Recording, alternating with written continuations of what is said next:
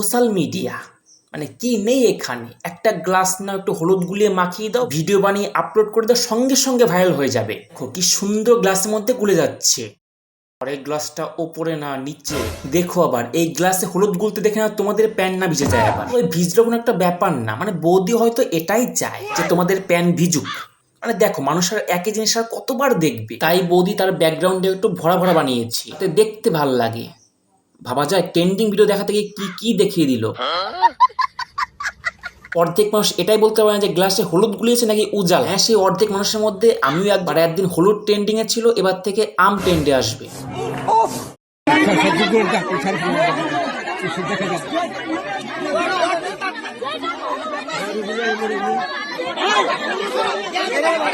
ভাই এটা সাজা নাকি মজা? দেখে তো মনে হচ্ছে মালগুলো আরো হলদি খেতে গিয়ে ক্ষেত নষ্ট করে এসছে। কিন্তু এটা আবার কেমন সাজা ভাই? যেই কাজটা ওইখানে করতে পারে সেটা এইখানে করে নেবে। কিন্তু এইভাবে রাখো যাতে পাখি আর খাঁচা আলাদা থাকে। যেভাবে আছে ভয় টুনটুনি নিচে হওয়া তো দূরের কথা, টুনটুনি মাথা তুলে বসে থাকবে।